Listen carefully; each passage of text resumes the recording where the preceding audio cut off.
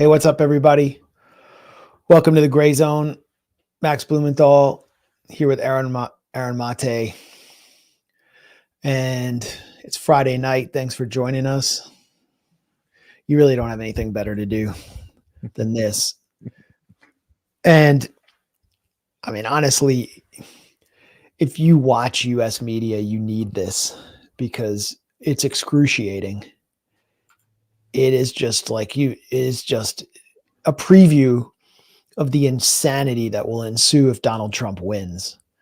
Just the freak out over everything. I mean, the Trump supporters are doing it too. He called us garbage. It's like, oh, we're just freaking out about perceived fake offenses. It dominates the front page of the newspapers. Meanwhile, ethnic cleansing is taking place in Northern Gaza in the most vivid way possible. And it's all being backpaged because America is freaking out over perceived insults and completely manufactured controversies. So this is kind of a little election season special. I mean, we'll mainly focus on the countdown to election day, but we want to try to get Gaza and Lebanon in there. I wish there were time to do Ukraine too, because Aaron, you've been covering a lot of developments there, but you have a cutoff time around an hour and 20 minutes from now. And, you know, that leaves us with a pretty limited show. Maybe I'll go solo.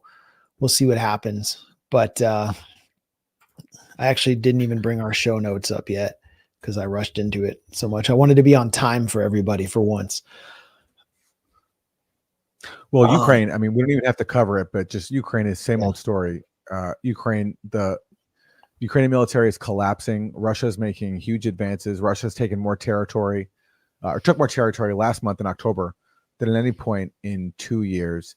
The U.S. is walking away and further selling out Zelensky, leaking to the New York Times all of Zelensky's outlandish demands, including U.S. Tomahawk missiles, which the U.S. is not giving him because he's outlived his use.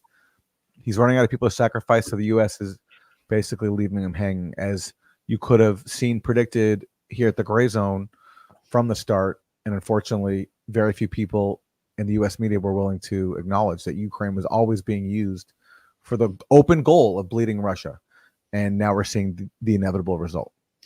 And lamentation that Ukraine didn't negotiate earlier in mainstream media, which dismissed the possibility of negotiation only a few months ago as some kind of disinformation hoax. Yeah. So nice to see reality setting in. I think no matter who wins on election day, what is it, November 5th? I don't even know. Mm-hmm. No matter who wins, there's going to be enormous pressure to negotiate. This can't go on forever. Yeah. If Trump wins, they're going to blame it all on Trump. Once a piece. But I like Kamala Harris, I think, would pursue the exact same thing because it's over. They don't have any people left to sacrifice. The only thing that the U.S. is offering Ukraine right now is a demand that they conscript younger people, that they lower the draft age to 18. That's what the U.S. is offering Ukraine right now, is a demand that they send even younger people off to die. That's all they can call for. Yeah. Paradoxically, Donald Trump, it may be more difficult for Donald Trump to negotiate the peace that he has pledged to while campaigning because of the amount of deep state inertia against him, and that he will personally be blamed for forcing Ukraine to lose, along with J.D. Vance, who's written op-eds in the New York Times calling for an end to the war. But we'll see. Again, it can't go on indefinitely, and Ukraine has no path to victory without giving up territory. I want to direct everyone's attention to this fundraiser before we get going for Jeremy Lafredo, who is back home in New York, partly thanks to all of your pressure on the State Department to put this on their agenda. They were obviously monitoring his case. I don't know what they did for him, but your voices mattered. And Jeremy was really the only U.S. reporter to be charged with a crime for doing reporting that other U.S. reporters did on the location of Iranian missile strikes. We went through his whole saga in the last stream. I mean, he was borderline tortured. And well, let me throw up the Spot Fund page. I got it up there. I got it. So this is the Spot Fund page. And we're 1/3 of the way to our goal for Jeremy already. So thank you to everyone there. I mean, you can see some really generous donations. John Wright, a Palestinian, amazing to get $500 from one person. I mean, this is going to go straight to Jeremy to support his next year of journalistic projects. He's got an incredible documentary coming. No one's done anything like this. And it's a story that I think even, kind of mainstream publications could have done on Richie Torres, who is basically owned by the Israel lobby and spends more time tending to Israel's interest than his own district in the South Bronx, which is the poorest congressional district in America. So Jeremy has been going there with his camera, letting local residents tell the real stories of their interactions or lack of them with Richie Torres. It's going to be an incredible documentary. And he just continues to come with some of the most consequential reporting we're doing from the ground at the Grayzone. So here's your chance to support him and help him buy new devices, because the Israelis have implanted them all apparently with spyware after hacking into them, seizing them. That's costly. We had to pay his bail. So he wants to recoup those costs. So thanks a lot for supporting that. Getting right into it. The blue wall could collapse for Kamala Harris in a place like Michigan. It could also happen in Wisconsin as well for various reasons. But if it collapses in Michigan, then her path to victory becomes all the more difficult. And if it collapses in Michigan, where 3% of the population is Muslim, maybe higher, and they're concentrated in blue districts, then her support for the genocide in Gaza will have proven to be a pivotal factor in her defeat. So all the big guns are being brought out by the Democrats to help Kamala. That means all the ex-Democratic presidents, including maybe the most talented retail politician of my lifetime. I mean, it needs to be said, Bill Clinton is a very talented retail politician. He's also a very cynical operator. And it's unclear what he actually believes in. He's just going to do what it takes to do what he thinks is needed to win. And here's what he did at a stump speech for Kamala in Michigan. I think this is in Detroit. And this may prove to be a decisive moment in her failure if she fails. The hardest issue here in Michigan is the Middle East. Let's speed it up a little. And He's lost some pace. I have to be careful what I say, because there's only one president at a time, and none of us can get ahead of where we're going. But I think we're going to have to essentially start again on the peace process. And I understand why young Palestinian and Arab Americans in Michigan think too many people have died. I get that. I feel your pain. Live in one of those kibbutzim. The kibbutzim.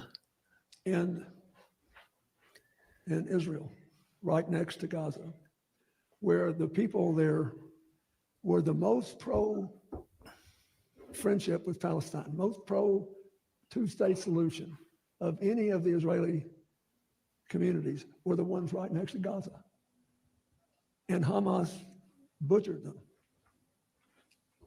And so then the people who criticize it are essentially saying, yeah, but look how many people you've killed in retaliation. So how many is enough for you to kill to punish them for the terrible things they did? That all sounds nice until you realize, what would you do if it was your family and you hadn't done anything but support a homeland for the Palestinians, and one day they come for you and slaughter the people in your village? You would say, well, you'll have to forgive me, I'm not keeping score that way. It isn't how many we've had to kill, because Hamas makes sure that they're shielded by civilians. They'll force you to kill civilians if you want to defend yourself. So there's that. And then he went on to basically say Israel has a religious right to the land because they were there before the Palestinians in what he called Judea and Samaria. Yeah, I mean, let's stick to this clip first before we respond to the Judea and Samaria thing. Like, is this like a Liam Neeson movie now where like someone goes after your family, so therefore you have the right to go on a mass murder rampage in a death camp? That's what he's saying. What would you do if they came after your family? Well, what I would do if I were an Israeli is I'd say, let's stop occupying Gaza and stop stealing their land and let's withdraw. Let's finally end this, decades-long occupation, which Bill Clinton supported. But he's basically saying that because some Palestinian militants killed some Israeli civilians on October 7th, he doesn't mention, of course, that Israel killed its own civilians as well, because you're not allowed to acknowledge that in establishment circles in the U.S. That because of that happened, Israel has the right to go on a mass murder rampage and kill a bunch of civilians. It's like, it's not only, it's out of like a revenge action movie with like Liam Neeson or Chuck Norris or something like that. It makes there's no standard that exists in international law, international relations that says you're allowed to just go commit revenge against people. It makes absolutely no sense. But he's obviously so dehumanized Palestinians that them being slaughtered in mass numbers, that's acceptable to him because some Israelis were killed on October 7th. Well, that's the Israeli doctrine, is just blood revenge, killing people's families. Wael Dahdouh, the Palestinian journalist from Al Jazeera, said they came as revenge for my journalism. They went and slaughtered my whole family, which they did. Yes, they did. A fun fact, since you brought up Chuck Norris, Delta Force, anti-Palestinian revenge flick, was set in Beirut, but was actually filmed in Jaffa, south of Tel Aviv, because it was still so destroyed from the Nakba in the 1980s that it resembled Civil War era Beirut.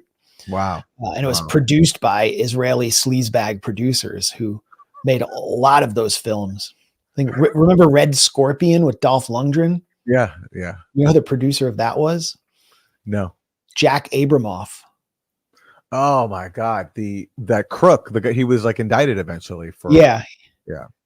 He was a lobbyist, also ultra-Zionist, anti-communist. Anyway, I did a Twitter post about, or X, on X, about how I think Bill Clinton was doing that deliberately. It wasn't a gaffe. He wasn't going off script, and that he'd been deployed to do this by Kamala to stomp on the faces of the left, Arabs and Muslims, and all those who are actually seen as nuisances who keep interrupting Kamala at all her events, because they're really counting on the quote unquote Jewish vote and also trying to amp up support from Zionist billionaires and just kind of more conservative leaning whites who naturally support Israel. And you can hear from Bill Clinton that he understands why Arabs and Muslims think too many people have been killed, as if they're this kind of foreign entity and that the rest of us shouldn't think too many people were killed. But, this is the reality. And we are all, the rest of us are looking at it from the perspective of the Israelis, who, like us, are just decent, liberal, democratic white people who don't want to be scalped by the savages. I mean, I was actually hoping he'd bring up the rape hoax of October 7th, just because he's Bill Clinton, and it would have been like suffused with irony along with lies. Because, Hillary Clinton has been bringing this up constantly. Kamala has been bringing it up constantly. And both of their husbands, Doug Emhoff and Bill Clinton, have been credibly accused by more living women of abusing them than Hamas has by living women on October 7th. So he didn't bring that up. But it was consistent with Bill Clinton's whole MO throughout his career. Sister Soldier, executing Ricky Ray Rector, who had an IQ of under 70 in the last days of the 92 election, just to prove he was tough on crime, shouting down Black Lives Matter activists, interrupting him in 2016 when he was stumping for Hillary. And he later said, I did that to show mainstream American voters that we weren't going to just let these people have their way with us. And so I think he's doing the same thing here, and that Kamala headquarters approved this message. And that's how they're going to continue to treat that constituency of anti-genocide voters. Well, they certainly, I mean, what's definitely confirmed is that they're offering people who care about genocide nothing to address their concerns. And they're only offering people like Bill Clinton, who shows nothing but contempt. And it should be said, Bill Clinton's been doing this ever since he left office. I mean, he's been throwing Palestinians under the bus while pretending to have been an honest broker. He famously promised Arafat that he, you know, if Arafat just came to Camp David and negotiated with Israel, he promised Arafat he wouldn't blame him if the talks collapsed, which Arafat warned him they would. And Arafat said, if the talks collapse, which they will, because he knew Israel would never offer him anything that he could accept because Israel's so bent on stealing West Bank land, that his only request for attending Camp David is that he not be blamed. And Bill Clinton promised him he wouldn't blame him, and then promptly blamed him and said that Arafat was the obstacle to peace, which was just such a malicious lie. So he's been doing this for the last 24 years. This is a part of that campaign. But this throwing in the claim about Judea and Samaria, and that how this means how, like, so this basically means the Jews have the right to steal all the land because some Jewish tribes were there 2,000 years ago. That's a new one from Bill Clinton, but it speaks to what a fanatic supporter of Israel he is. Like, there's that, there was that one fundraiser where he was speaking for Israel. He was paid a lot of money to be there, of course, and he said that if he could, he would put on an Israeli uniform and go fight for Israel. Right, so that's Bill Clinton, and that's what he's doing here, fighting for Israel. Yeah, he said he'd get in a trench and pick up a rifle and fight for Israel. He dodged the draft in the U.S., but he'd go fight for Israel. Yeah, exactly. I mean, they've done a lot for him. Him and his wife have made hundreds of millions of dollars on paid speeches, or sorry, I should say tens of millions of dollars on paid speeches for the Israel lobby after they were president. But I asked Terry McAuliffe, who ran the DNC under Bill Clinton, was his top fundraiser at the convention, did your taking of millions of dollars from Zionist billionaires like Haim Saban affect Bill Clinton's handling of the peace process? This is right after Bill Clinton spoke there, and he obviously refused to answer the question. But Haim Saban was the top individual donor to Bill Clinton. He said, I am a one-issue guy, and my issue is Israel. He's Israeli. He's an Israeli citizen. He's one of the top individual donors to Kamala, and was to Joe Biden, and was to Obama. And he single-handedly financed the entire construction of the current Democratic National Committee headquarters in Arlington, Virginia. So here's the two-faced Democratic Party camp. And that was such an important point that you made there, Aaron, because it's like Bill Clinton is showing what the Palestinians had to deal with for the whole peace process there. Yeah. So we should never fantasize again about a two-state solution. It's not going to happen under these people's watch, which is why Palestinians have launched a revolution, because it was the only option left to them. This is the two-faced messaging from the Kamala Harris campaign, and even CNN's K-file, which is usually an oppo dump for the DNC or the DCCC, is exposing it. And Harris campaign is running different messages on Gaza to Jews in Pennsylvania and Arabs in Michigan in recent digital ads. The Pennsylvania ads highlighting her support for Israel's, quote, ability to defend itself. And Michigan ads say, quote, she will not be silent about Gaza. I will not be silent except for in Pennsylvania, where I'm running the exact opposite message to appeal to, pro-Israel voters. So unbelievably cynical, but that's so Democrat right there. Literally, all it takes is a different state for a completely different line. We can watch some of these ads if we want to. We can watch. Yeah, let's do it. This is, let's see. This is the ad. This is the ad running by the Harris campaign in Michigan. I haven't seen these yet. What has happened in Gaza over the past 9 months is devastating. We cannot allow ourselves to become numb to the suffering, and I will not be silent. Our common humanity compels us to act. What has happened in Gaza over the past Okay, so that's Kamala Harris. That's the ad in Michigan. Okay, now let's watch the ad. It compels us to act. Now let's watch the ad in Pennsylvania. Let me be clear. I will always stand up for Israel's right to defend itself And I will always ensure Israel has the ability to defend itself, because the people of Israel must never again face the horror that a terrorist organization called Hamas caused on October 7, including unspeakable sexual violence and the massacre of young people at a music festival. And know this, I will never hesitate to take whatever action is necessary to defend our forces and our interests against Iran and Iran-backed terrorists.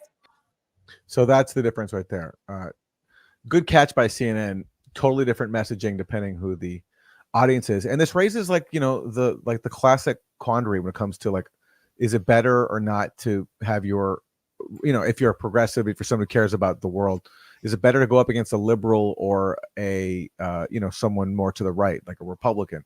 The liberal who pretends to care about you but then completely spits in your face, like behind your back, or the Republican who's more blunt about their bigotry. So like Rudy Giuliani, who goes to Madison Square Garden and says these unhinged things about Palestinians, but it doesn't pretend to care about Palestinians, or Kamala Harris, who pretends to care about Palestinians while enabling pretty much the same agenda as the Republicans when it comes to their extremism and support of Israel.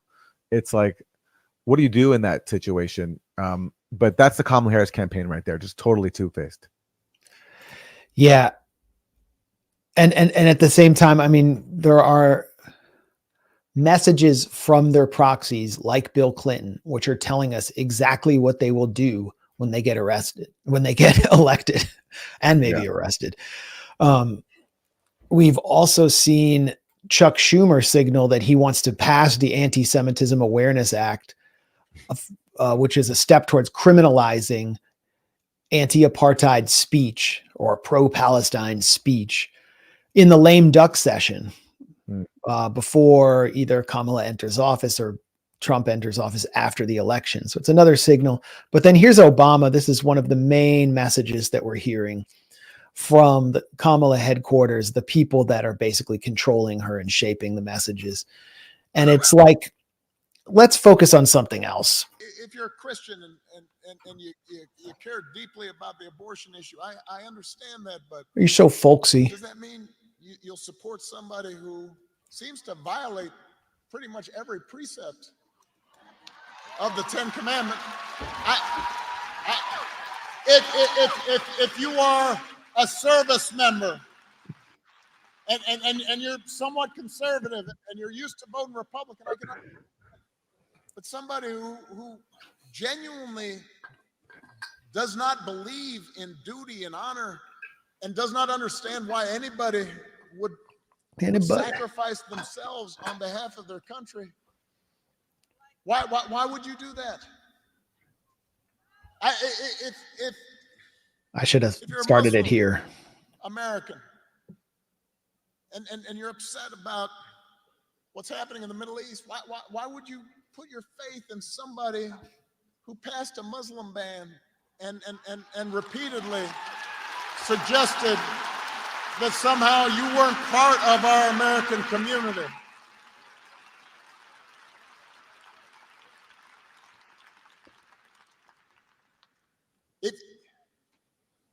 If you're an African American or... All right, well, we get the point.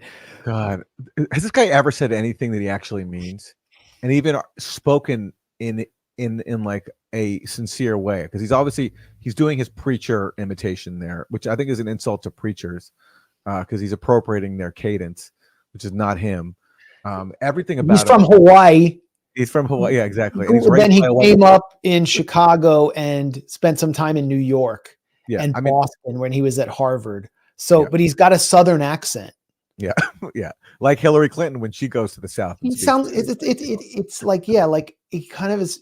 I don't even know if he's trying to sound like Jeremiah Wright or something. He sounds kind of like Jerry Falwell. He's like just a Southern preacher. But what's his message there? Like basically, it's like, yeah, I know. Okay, we're helping Israel commit genocide. But what about the other guy? Okay, that's his message basically. It's so disingenuous. It's so cynical. There's zero willingness to take any responsibility for his own party's actions. and it's all about, trying to paint Trump as being exponentially worse. And that's a hard case to make when you're currently presiding over a genocide. I mean, there are ways in which you could, I think you could put a case together that Trump is worse, but to try to draw the sharp difference and take no responsibility for what your own party is doing, it's just so unbelievably cynical and disingenuous.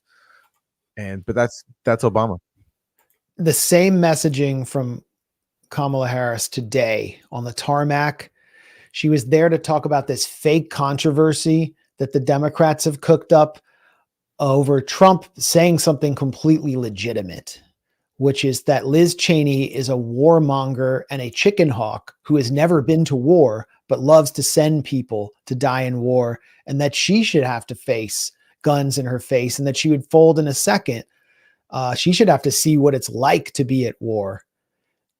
Speaking on behalf of so many soldiers who hate the chicken hawks. And now, I mean, I turned on MSNBC for a second before this, or like before or after this press conference. They were like, we need to examine the threat level in Arizona after Donald Trump called for Liz Cheney to be assassinated. And like, well, I don't know if you saw this, but the Arizona Attorney General said they're opening up a potential investigation into Trump making a death threat against Liz Cheney. Exactly. And MSNBC is so excited by this. There's like 4 days before the election, and they're closing with this. They're closing by like trying to defend the honor of Liz Cheney. Yes. And making a fake controversy out of something Trump didn't say, and highlighting the fact that they're allied with neocon chicken hawks like Liz Cheney, and like promoting a message that Trump gave that actually will reach people who care about like not setting off their loved ones to die in wars. I mean, yeah, it's a perfect like alley-oop for Trump. It's like when everyone declared that it was over for Trump when he said that John McCain was like a little punk. Yeah. Yeah. When they don't understand how voters feel, especially in the Republican grassroots, about these characters. But the only shot fired by the Cheneys was when Dick Cheney accidentally shot his friend in the face while they were on a canned hunt, and his friend apologized to him for making him shoot him in the face. So Kamala is defending the honor of Liz Cheney again and again and again here. And then the whole thing goes sideways, and she gets asked about Arabs and Muslims in Michigan and all the bad polls showing that she is neck and neck with Jill Stein in Michigan among Arabs and Muslims, and that Donald Trump is getting like 10% of their vote or more. I was recording the TV here, so I didn't get the full comment, but listen to what she says. What we need to do in Gaza and in the region to end the war and bring the hostages home, and my commitment to a two-state solution, but also because within that community, there are she's saying here's why Arabs should vote for me. Many issues that challenge folks and that they want to hear about, including what we're going to do to make housing affordable, what we're going to do to bring down the cost of groceries, what we're going to do to invest in small businesses. So she brings it up again. She's like, well, you might be mad about that, but we're going to lower the price of groceries. So think of your own self-interest. Don't think about others who are being slaughtered. And she can't imagine people being singularly concerned with, or at least heavily prioritizing, genocide. The worst thing in the world, genocide, mass murder. She can't conceive that people, I guess because they're Arab and Muslim, would put that issue first and are not going to be bought off with, better policies on other issues. Like for some people, genocide is an actual red line, even if it means electing, not standing in the way of Donald Trump, who's done so much, against the Arab and Muslim community. But he didn't preside over a genocide, and that's what people are saying here is like they're faced with the choice of punishing the people who are presiding over a genocide, and Kamala Harris is doing nothing to address their concerns except offering them lower grocery prices. This is a comment by Sabby Sabs on my post. She gave up on them, referring to Muslim and Arab American voters in battleground states like Michigan. And Sabby Sabs says, I just found out today she's never been to Dearborn, Michigan. Donald Trump is coming to Dearborn, Michigan. Only candidate to do so. And for those of you who are, overseas and you don't know, Dearborn is really has the highest concentration of Arab American voters in the country. She's behind Jill Stein in the new CARE poll Council on American Islamic Relations poll with Muslim voters, she's focusing on suburban white women about Roe. And that's absolutely correct. And you can see the really bad numbers for Kamala in battleground states, where Jill Stein is actually crushing her in Arizona. She's nearing her in Nevada. Trump has the edge in Nevada. She's crushing her in Michigan. She's close to her in Pennsylvania. She's beating her in Wisconsin. Jill Stein, how much has Jill Stein spent on her campaign? Probably not a lot of money. I mean, I've only seen online ads for her. Her name recognition is pretty low. So this is an incredible, it's an incredible sign that there is a constituency in the U.S. that can actually threaten a national candidate over the special relationship with Israel, and that the Democrats have now given up. They may have given up. They obviously haven't totally given up, because we showed the Michigan ad that they're doing, and I'll show you a few more ads and appeals to Palestinian Americans and Arab Americans that are very cynical. But they're what they would like to do. I strongly believe this. I 100% believe this is what the Democrats would like to do, and the Kamala White House would like to do, is of course win and then put to bed any notion that there is an anti-genocide or Palestine solidarity constituency within the party, and step on their faces and say, look, you tried everything. You interrupted our rallies. Yep. You tried to do this uncommitted movement. You failed, and we're never going to listen to you again. The path to victory runs through AIPAC. And that's what you will get if you vote for Kamala and you oppose this genocide. That's what you will get from her. From Donald Trump, what you will get is what you see and what he says and what the people around him say. They're not counting on your vote, and they're not, there won't be any consequence for you. The consequence might be, though, that if Donald Trump tries to do what Kamala and Joe Biden and the people who control them have been doing in Gaza, Lebanon, Iran, and beyond, that the Democrats in Congress will actually oppose them. And as they did in 2020, demand that Trump go to Congress if he's going to escalate against Iran, because right now they're not doing it. They're giving Biden carte blanche. So it's a very dangerous scenario here for this constituency that has emerged since October 7th and beyond. I mean, Trump is making an effort to present himself as like the president of peace. He's, and he's used the fact that Liz Cheney endorsed Kamala Harris to, appeal to Arabs and Muslims by saying, like, look at all the carnage that the Cheneys have caused in the Middle East. But when he talks about bringing peace, like, he keeps talking about Lebanon. He doesn't mention Gaza. And I wonder what that is about, why he's just focused on Lebanon. He stopped talking about Gaza, at least as far as I've seen. But, as you said, at least he is going to Dearborn and going through the motions of, trying to acknowledge that Dearborn exists, that there is an Arab American and Muslim American constituency. The Kamala Harris campaign, I agree with you, has just written them off.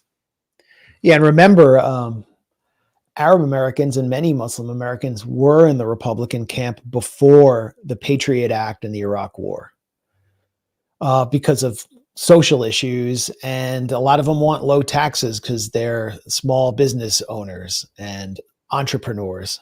No, but also because the George H.W. Bush administration had actually sometimes stood up to Israel on the issue of the settlements. I remember, during that 2000 campaign when Bush was running, that there were people in the Arab American community saying that, like, Bush would be better for Palestine because his father stood up to the Israel lobby. I remember that. That was a sentiment among some people back then, which of course, didn't happen that way, especially after 9/11, which was used as a pretext to, launch the so-called war on terror and to support Israel's rampage in cracking down on the Second Intifada. But that was the belief among many people back then. Yeah, and he had Jim Baker as Secretary of State. Jim Baker came out of Texas, oil country. He had closer relations with Arab leadership. There was a lot of, there used to be a powerful Arab civil society in Dallas and in Houston. That was destroyed through his son, George W. Bush. We could go on and on about that. But things are starting to come full circle as the neocons come home to the Democratic Party. I mean, I wanted to cover this really quickly because the uncommitted movement was a hopeful development during the primaries, where over 100,000 votes were registered in Michigan, but also many in Washington State, Wisconsin, Minnesota. And it was a very grassroots phenomenon. There was no national coordination. It really just came out of people from the Palestine Solidarity Movement, and it spread. But then after the primary, after Kamala came in, the uncommitted movement became professionalized and then controlled by careerists like Walid Shahid. They had this pathetic display at the Democratic National Convention where they asked for a vetted speech by a speaker who has gone on to endorse Kamala, even though they refused to allow her on stage after allowing the Israeli hostage families. So they basically just allowed themselves to be humiliated. And now they're actually being used by pro-Kamala PACs, like billionaire-backed PACs, as a secret weapon to push back on calls for an arms embargo. So this is like a text message that someone received where they were asked to donate to Kamala and Tim Walz up to $200. And they texted back, not without an arms embargo, referring to Israel. And then they say back, your vote is your voice, and the more voices make themselves heard in our democracy, the better, blah, blah, blah. The uncommitted movement has declined to endorse Kamala, but they urge supporters not to vote third party or for Donald Trump, meaning you have no choice but Kamala. So you might call for an arms embargo, but the uncommitted movement has a different idea. And I would argue they've become the secret weapon for AIPAC. These careerists who are running this movement are basically being used by the AIPAC, by an AIPAC-backed candidate. And now they've come out with an ad that is just absurd. In the last days of the campaign from the uncommitted movement, it's featuring Abbas Alawieh, who, if you were on Capitol Hill at all and like were around the squad, he was always shadowing AOC. And he helped run Ilhan Omar's messaging and the whole squad messaging. He is a professional Democratic consultant. And Walid Shahid is running this whole thing and probably wants some role in the administration. Here's their ad. The devastation experienced in Gaza over the past year is unimaginable. And under Trump's Project 2025, the worst may still be ahead. Project 2025 calls for the elimination of all humanitarian aid to the West Bank and Gaza. And here in the US, Trump plans to silence anyone who stands up for Palestinian rights. The push for Palestinian human rights will never be easy, but with a second Trump presidency, both civilians in Palestine and our anti-war movement here in our country will suffer. The devastation. So Donald Trump will somehow make things worse in Gaza. I think about what Jimmy Dore said in his interview with Tucker. He said, what's he going to do? Dig up the dead babies and kill them all over again? Like, how could it get worse? And how are they? Yeah. Let me answer that. I actually, listen, I was sympathetic to this argument that it couldn't get worse, but actually I think it can. It can always get worse. It's hard to imagine, but because it's not just Gaza. There's also the West Bank, where Israel could get even more aggressive than it currently is, and Trump could support that. And the ad there talks about cracking down on people here. Trump has talked openly about wanting to deport students who protest Israel. So I actually think it's possible. It's like, I think the choice is tough. Like I don't, and I don't have an answer. Like, you are faced between punishing the people perpetrating the genocide, or possibly you at least have to, if you're going to say you want to punish the people behind the genocide, fair enough, but you at least have to grapple with the possibility, I think, that it could get worse. I think it's actually possible.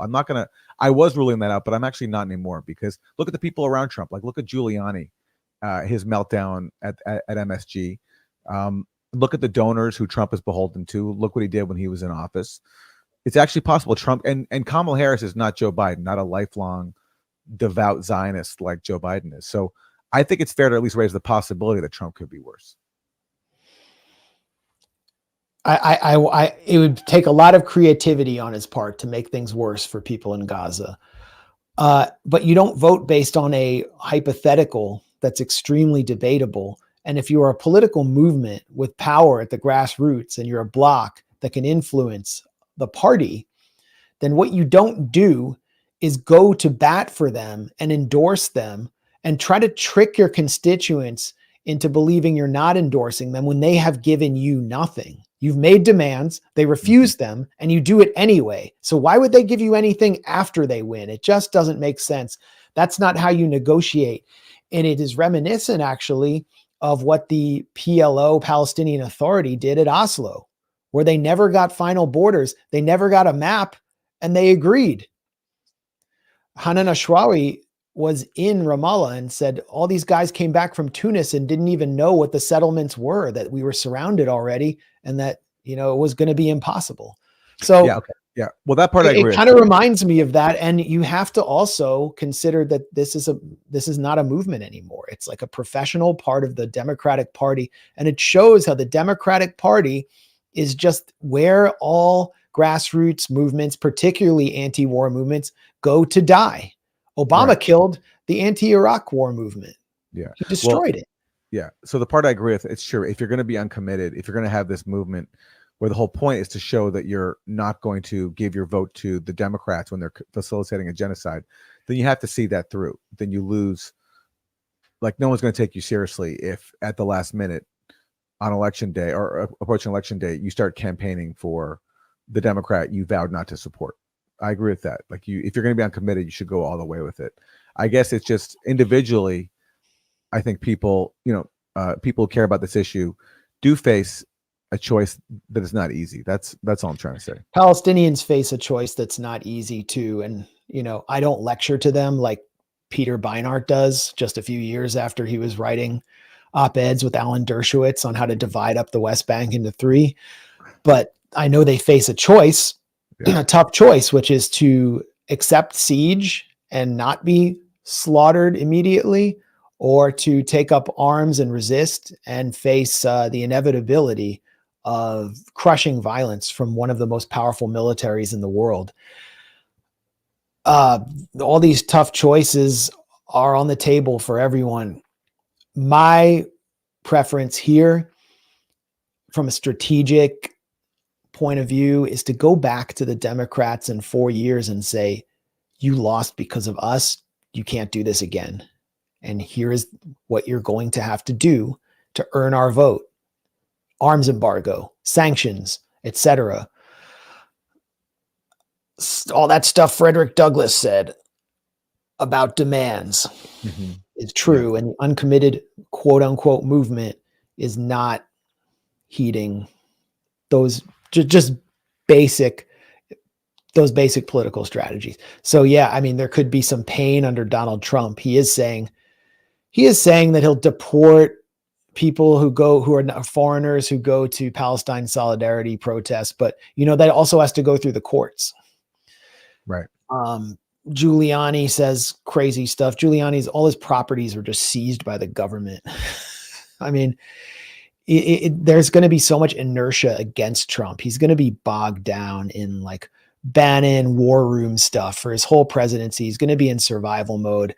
But it's true. Lurking there is Jared Kushner, who's also lurking on Twitter, following me. And he's following like every pro-Palestine account. It's really weird. It's like, is this his enemies list? And Donald Trump, according to Benaside Shapiro, is going to allow himself to be controlled by the neocons all over again. I don't know if this is true. From a policy perspective, do you think a Harris administration would be better on Israel than a Trump administration? I do, because it would be staffed by sane people. That's Sam Harris. I forgot he was going to be in there. Oh man, this is like nightmare blunt rotation. And what we have, again, do you want Mr. Pillow guy in the conversation with Mike Flynn and who? Candace Owens? Who's going to be in there? Jack Posobiec? I mean, like, no, I mean, on his Israel policy, Mike Pompeo and David Friedman are the most likely people to be in the administration. And on Kamala Harris's side, it's most likely to be Philip Gordon. Surrounded by grifters and maniacs. Sam, I know precisely the people talking to him. So I'm not speculating about that. From a policy perspective, do you think Yeah, so you have Ben Shapiro giddy at the prospect of a Trump presidency, and you also have, I think it's fair to say that Netanyahu's been rooting for a Trump presidency. So what I'm saying is I can understand why Palestinians, why there's a division here and why it's tough, because you want to punish the people presiding over genocide.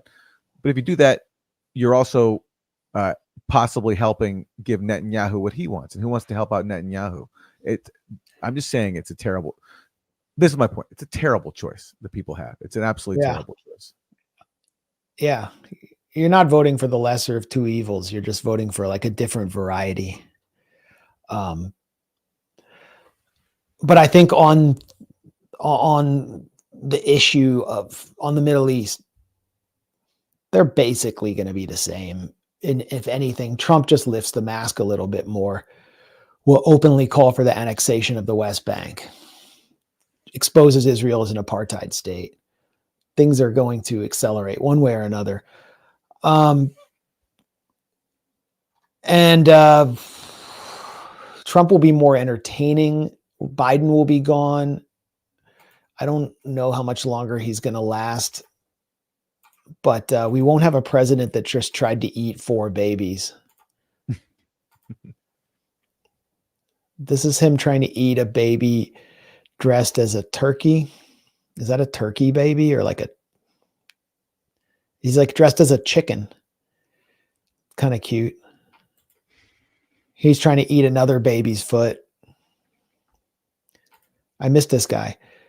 They don't show him anymore. He comes out for like 1 second and they have to edit on official government transcripts what he said. He's trying to eat this girl's foot. And then he's trying to eat this kid's arm. I've never done that to a baby like that. I didn't know that wasn't mine. I don't know anyone who would just start eating babies. It's Saturn level, but shout out to everyone who recognized the Funkadelic album that inspired the name of this live stream, America Eats Its Young, which I think was also about Vietnam and everything happening in the early 70s. It's happening again. But here we have a president who should be on that album cover. And, just in recognition of Biden, we used to be so angry at him. Genocide Joe. Now he's just like some funny kind of sideshow character. Yeah. Yeah. Totally inconsequential. And in fact, Kamala Harris has basically banned him from campaigning for her. Yep. She doesn't want his help. At least he's not performing Mitzitza B'Peh. That's a Jewish ritual? I can't say what it is because I don't want to spread anti-Semitism. Okay. Okay. But as Mayor Bill de Blasio refused to outlaw it because he wanted support from, I think, Crown Heights. But look it up. Anyway, just thought I would remember Joe Biden. That's kind of the last we're going to see of him while he's in office. He literally gave his last speech already, his kind of farewell address. He can barely speak.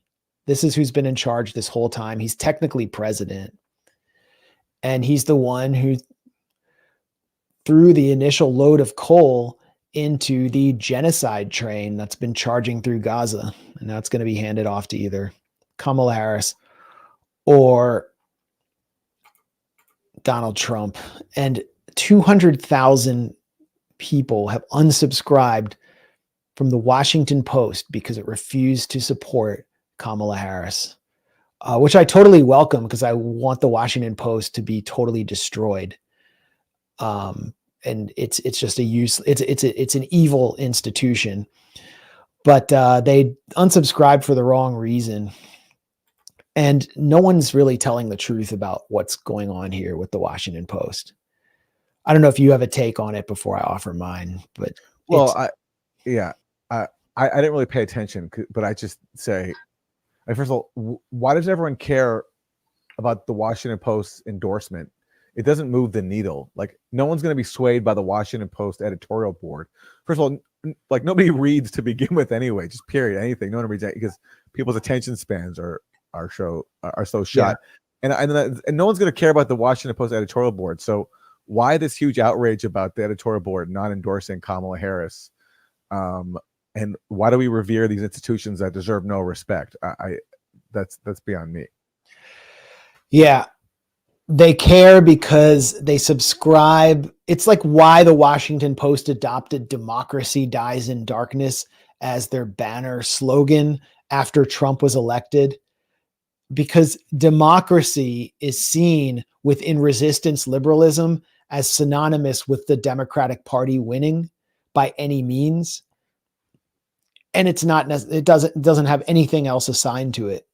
And if you don't read institutions like the Washington Post, which are exploiting all of the credibility that they have amassed over the years through the kind of absurd lionization of Woodward and Bernstein and being this legacy outlet that people can trust, they're going to use that to destroy Trump by spinning out fake Russiagate conspiracies. And they're going to use that to destroy us just because, although we're not pro-Trump, we're just not pro-establishment. We're not pro-democracy because we oppose all of the regime change wars that the Washington Post and its masters are trying to advance. So it's about it's virtue signaling. You subscribe to the Post because they are a resistance liberal publication with credibility, and you unsubscribe because they're not doing the right thing, even though it won't matter. Jeff Bezos, their billionaire owner, wrote an op-ed in the Post that's worth reading.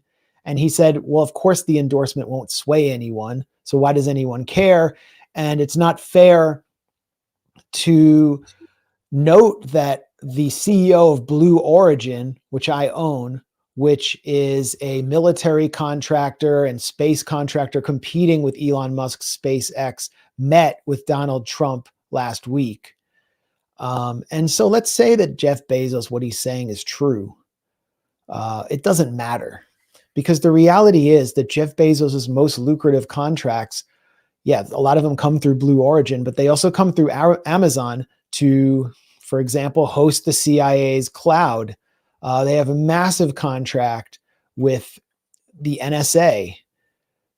They've developed a secret cloud to host your data, and Amazon probably sells your data to the NSA and CIA. I mean, there's no real guarantee of privacy there. Look at the NSA headquarters, by the way. I mean, it's gigantic.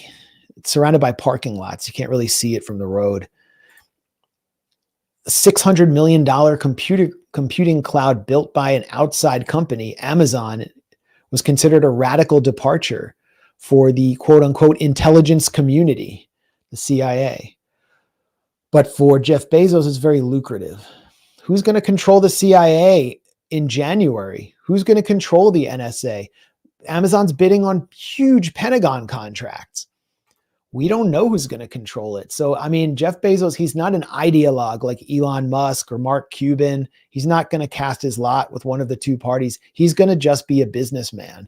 And in a way, I mean, from his point of view, his cynical point of view, that's what you do. But what does this say then about the Washington Post? The real reason the Washington Post didn't endorse is the same reason the Washington Post was so comfortable and so able to push so many intelligence hoaxes, whether about Russiagate or Syria, North Korea. They are effectively an extension of the CIA, NSA, and the three-letter agencies. And Jeff Bezos has just provided de facto evidence of that. So that's, I think, the takeaway from this whole pseudo scandal. Whereas the LA Times had better cover. You know, the daughter of the owner said this was about the Gaza genocide and she influenced her family. I don't know if that's true. Do you want to do like PagerGate? Medigate? I mean, my problem with PagerGate is like Mehdi Hassan was obviously so thrilled that he could make a story about himself, you know, And so I just don't want to cater to that because Well, that's not your problem. That's like a take. Well, yeah, but it's just like, do I want to contribute to giving him more attention, like the most shameless self-promoter in? Well, it doesn't have to be in lefty media, but yeah, I mean, happy to cover it if you want to. Many issues to get to, but yeah, happy to cover it. I just think since we're on the media, let's everybody's seen the exchange where this sleazebag guy is saying like, have you, maybe you should have a pager or something. This Ryan Girdusky, who actually worked for Bloomberg. He didn't just work for Republicans. Well, he worked for Bloomberg when he was a Republican, but here's the apology issued by Abby Phillip, who was the host. She rushed to issue an apology, sharing CNN's statement and a quick message from me about what happened on tonight's show. I take this very seriously and want to again apologize to Mehdi Hasan. And they, CNN issued a statement declaring that Ryan Girdusky's comments were racist and bigoted and that he will not be welcomed back to their network. And he was shamed on the show for what he said. I think there is a lot to say about that. I gave a long form response to this on Sabby Sabs, so go to her YouTube channel to check out more of what I had to say about Mehdi's whole career. But I think there are two quick things that need to be said about this that relate to our broader conversation. Number one, Abby Phillip helped sell the genocide along with her colleagues at CNN after October 7th. She had an Israeli soldier on who said there's no difference between civilians and militants in Gaza, or what he called Tegelgeists. A uniformed Israeli soldier. She didn't even challenge him. There was no pushback from her on that. And CNN never said anything was wrong with the terrorist pager attack by Israel, which basically attacked reservists in Hezbollah who weren't even active, and their families, and killed their children, and went beyond that, killed nurses and first responders. CNN had no problem with that. It's just when somebody uses it to attack Mehdi Hasan, who is a guest, Well, Abby Phillip also spread the beheaded babies lie. Yeah. Oh yeah, that's right. Here she is. This is October 10th, 2023. Babies with their heads cut off. This is unbearable, but don't look away. This was a complete lie. This was fabricated atrocity propaganda to manufacture consent for genocide. Abby Phillip has never apologized for that. And to me, that's like a much more spreading lies in support of a mass murder campaign is a much more egregious offense than that dumb guy's racist comment to Mehdi about the beeper going off. I mean, and she's never held to account for that. So, I mean, that's why I have a hard time taking any of this seriously. It's people, demanding accountability from others on their net, and fine, but not taking any accountability themselves for, I think, much worse offenses. Yeah, definitely. So there's that. And then there's also the fact that Mehdi Hasan was not on CNN to talk about Palestine or Lebanon or he wasn't using this major national platform to push back on those narratives. He was there to echo Democratic propaganda alongside a bunch of resistance liberal propagandists, including a former Biden staffer. And he has, been on Twitter hammering Palestinians who want a protest vote against Kamala and basically trying to shepherd them to the polls, Arab Americans and Muslim Americans, using his profile as a Muslim, although he's not even American and he's not Palestinian, to simp for Kamala. And you can now it's clear why he's doing it, because he was fired from MSNBC because he went off script on Palestine after being such a good, loyal Democrat on Ukraine, on every issue, on everything, on COVID, on everything that they wanted him to say. And then they got rid of him. And so this is his path back to the limelight. And he got on CNN, and this worked out perfectly for him. Because the Trump people, whether it's sending a comedian up to a fundraiser to tell jokes about Puerto Ricans or Puerto Rico, they're not, it's just like a crazy, wild raucous pirate ship that can't really be controlled by any one force. And they go off message and give the Democrats a lot of opportunities. So this worked out perfectly for Mehdi. But it really shows why so many people, like the leaders of the uncommitted movement, are doing what they're doing. It's personal opportunism, and it needs to be seen for what it is. I'm just reminded, early on in the Trump administration, when Democrats were freaking out about Russiagate, I remember I interviewed you about something, and you referred to the Trump administration as a pirate ship of freaks, and I just.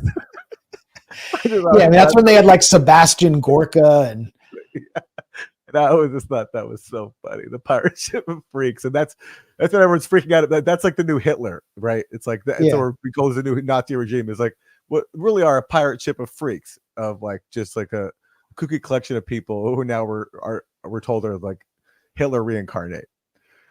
Yeah, I mean, like the Nazis of yesteryear wore Hugo Boss uniforms and designed flying highways and were responsible for fearsome displays of blitzkrieg level force to seize Lebensraum. The Nazis that are Trump adjacent are like online 8chan chronic masturbators who notice things about Jews and like never leave their room. They're like, I'm just noticing things. That's like the Nazi of today. So it's like as horrible as the people around Trump are, the comparisons to Hitler, which we constantly hear from them, just fall flat. Yeah. Maybe Hitler personally was kind of he was personally a wreck, but the Nazi regime. They tried joy. Remember, Kamala Harris was going to bring back joy, and that didn't catch on. So now they're going with Trump is Hitler, and Liz Cheney has to be defended at all costs. That's pretty much the closing argument. Yeah, and you watch her speeches. Someone's destroying the comments section right now. I wish I could whoever blank is needs to be blanked, but I can't block them. If you watch Kamala's speeches, there's no vision there. There's nothing inspiring being said. She scarcely talks about any agenda. It's all about Trump being Hitler. And the reality is that what we see now being done to Gaza, Lebanon, and beyond is evidence that we're basically living under the Fourth Reich that rehabilitated as many Nazis as possible to use them to stamp out communism in Western Europe, Latin America, and in the United States, importing Nazis like Werner von Braun through Operation Paperclip, and NATO itself being run by Nazi generals throughout the 1950s and 60s. NATO now rehabilitating Nazi proxies, the rehabilitation of Stefan Bandera.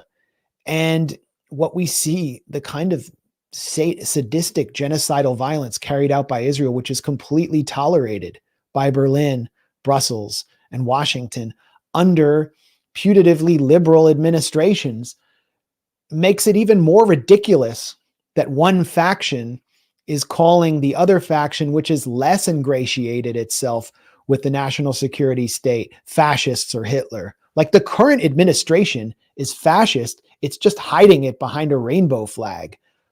The West, the collective West, is fascism concealed by social liberalism. It's the perfect model. It's going to be much more resilient than Nazi Germany's model. It's what Sheldon Wolin called inverted totalitarianism. He spelled it out more methodically. So I just can't feel anything but a mixture of contempt and amusement as I watch the closing message from Kamala. And from Trump's camp, it's almost pure amusement with a mixture of disgust at the racism and the usual characteristics. Yeah. And also, I mean, in terms of what you're talking about, in terms of like how the Biden administration and that whole clique, like they cloak their authoritarianism behind a rainbow flag. they do the same in terms of their militarism, and that it's not directly now sending U.S. troops to die. It's using other people to do the fighting and to carry out the aggression. So it's like, the proxy war in Ukraine, tens of billions of dollars, no debate about it, and no even real discussion about it because it's Ukrainians and Russians dying. It's not American troops, but they use it. And same thing in Syria. That flew under the radar. There was still very little knowledge of what happened in Syria because that was a proxy war.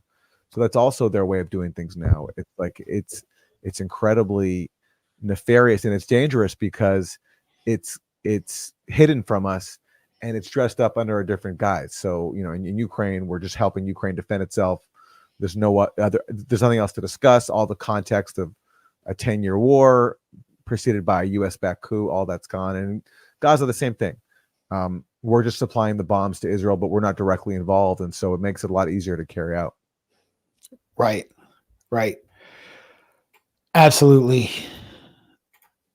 So since you have to leave very soon, I think we could move on. I think we should move on to Lebanon because it's escalating quickly there. Are you down to move on to Lebanon before? Yeah. So Israel and the Israeli leadership, and particularly the people around Netanyahu, but also the military intelligence leadership, was on a high after the pager attack, the assassination of Hassan Nasrallah, Hisham Safieddin, who is said to be his successor. And they believed that they had destroyed loads of Hezbollah munitions as well.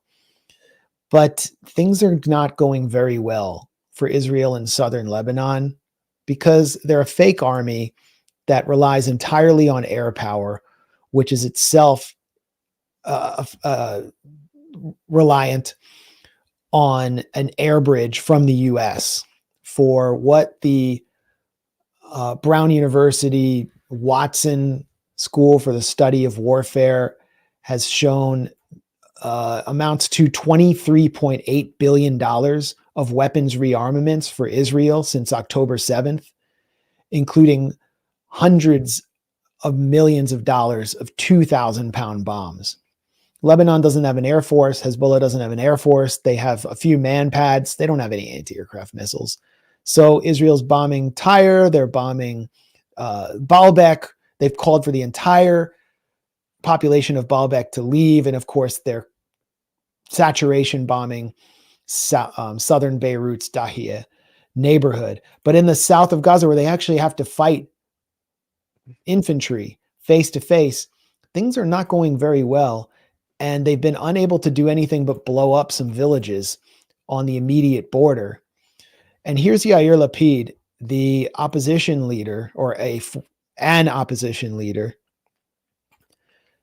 kind of letting slip something that we've always known, but which Israeli leadership isn't supposed to say. 11,000 soldiers wounded and 890 killed. 13 soldiers were killed yesterday. If this government doesn't do something, it cannot be said that this isn't happening.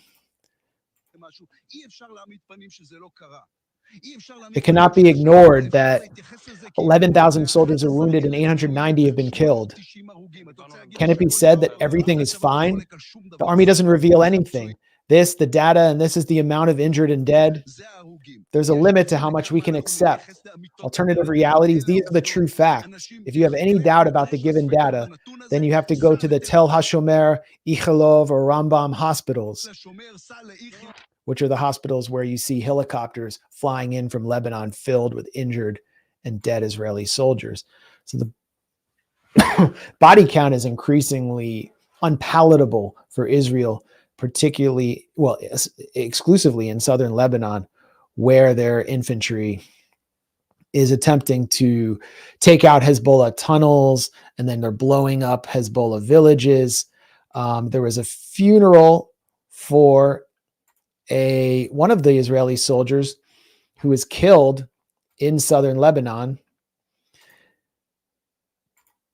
And this also revealed who's in the Israeli army. who's been fighting in Gaza. This is someone who was fighting in Gaza. His name is Shuval Ben Natan, and he's a settler terrorist who murdered a Palestinian farmer in 2023. And as a reward, the army sent him into the reserves to go into Gaza, where he slaughtered children and burned homes with glee. And this is what was said about him at his funeral by, I think this is his commanding officer. קשה להאמין איך אתה יושב, ילד בן 22, 20 חבר'ה מבוגרים ממנו בהרבה, שחלקם... He's talking about it, hanging out with him. And everyone listens to hear what you're about to say. You're the happiest and most optimistic person in the platoon. We saw it for the first time in Gaza when you unauthorized it, when you burnt a home without authorization just to lift the atmosphere. And by atmosphere, they mean the mood, right? Like the mood, yeah, just to make the vibe better. You burnt a home for fun. And there are others. His father talked about how he killed children in Gaza for fun and slaughtered men and women for Israel.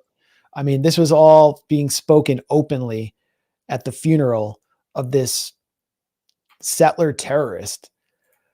So this is what's being eliminated in southern Gaza. And then you had, in northern Gaza, not in southern Gaza, in southern Lebanon. In northern Gaza, we covered this last week. The Israeli army designated 6 or 7 Al Jazeera journalists, who are some of the only international journalists working in northern Gaza, where Israel's imposed a surrender or starve siege, as terrorists. They just called them terrorists, didn't produce any info, and marked them for death. Israel has also called for the Israeli Army Arabic spokesman has called for the killing of Ali Mortada, who is an Al Mayadeen reporter and social media activist in Lebanon, basically saying we will kill you for your comments and for spreading things that are not true. So basically for upsetting them. So they're marking journalists for death. Very little outcry from this. I mean, nothing from the State Department. But here's what Israeli journalists are doing in Lebanon. And this is from Ofer Kassif, who is, I think, the only anti-Zionist Jew serving in the Knesset. This is Danny Kushmaro, a senior Israeli journalist and news anchor, in a press vest, blowing up with his own hands a building in Lebanon. And then he went back to the studio after blowing up a home, literally to report on those Al Jazeera journalists that we just named, who had been designated falsely as terrorists by the Israeli army.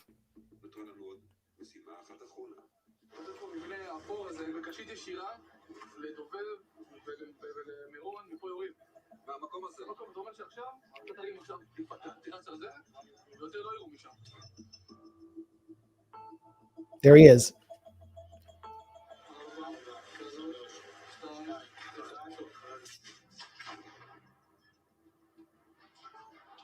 They're like, embedded with the Israeli army, but he blows it up with his own hand.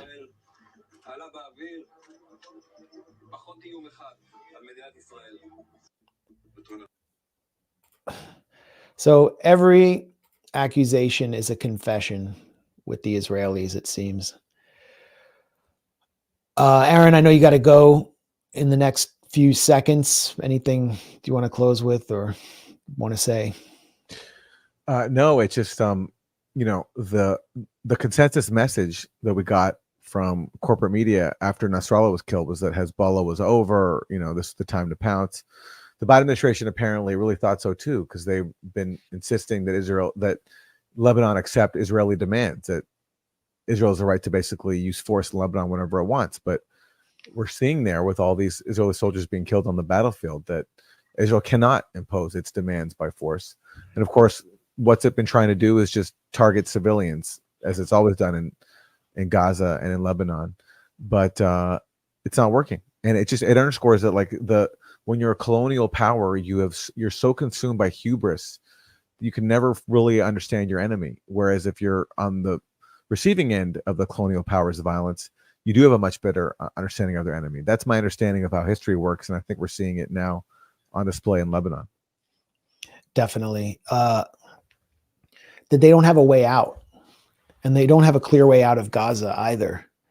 where Israeli soldiers are still being killed by the resistance, including in Jabalia in northern Gaza. They underestimated them, and they don't have a way out. And the U.S. refuses to give them an exit ramp by forcing them out with an arms embargo. So it's unclear how this is going to end.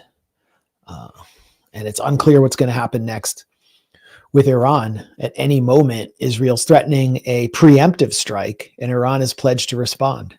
So we will follow up with you, Aaron, whenever the next step happens, maybe next week. We'll jump in on election day with a little election day special. I don't know how much punditry we can muster, but we will be back soon with me and Aaron. Yeah, I don't know about you, but I haven't been invited to do any election night punditry, so I'm free if you are. Okay, cool. Yeah, maybe we'll bring in some special guests who are like more focused on that than us. Yes. It would be fun to do it live, like while it's taking place. I'm free if you are. All right, so we'll see you then. Enjoy whatever it is you got to do. I'll continue on for a few minutes. All right. Good night, guys. All right. Peace. Yeah. So if anyone wants to, I don't know what we got in this. I'm looking at the super chats. If anyone wants to super chat me any questions or topics, we can do that for a few minutes. Wanted to cover a few more Lebanon related developments, especially this one. Ambassador Lisa Johnson, who operates out of the U.S. Embassy in Beirut, which is one of the largest, most heavily secured embassies on the planet, next to the U.S. Embassy in Baghdad, which was once overrun. She's doing what Robert Ford, the former U.S. ambassador in Syria, where the U.S. basically had a fake embassy, didn't really have any presence there, was doing. I mean, Robert Ford actually helped preside over the importation of weapons into Syria. Just imagine if a foreign ambassador did that in the United States, importing weapons to like the Proud Boys and BLM to shatter the United States. What a scandal that would be historically. But she's doing the same thing rhetorically. She's setting the stage for another civil war. The U.S. is trying to pit Lebanese factions against one another, and the political factions in Lebanon are divided on along largely sectarian lines. So they're setting the stage or trying to incite sectarian violence. This is according to a report in Al-Akhbar, which was obviously fed to it by Lebanese politicians who are privy to these discussions with Johnson. And she reportedly told local allies, Israel cannot accomplish everything through military means alone. The time has come for you to step up and initiate internal resistance. Well, what does that mean? Who's she speaking to? Obviously, like Samir Jaja from Lebanese forces. They want like Michel Aoun to take over the military. They want to get rid of the caretaker prime minister and have new elections for someone who is anti-Hezbollah.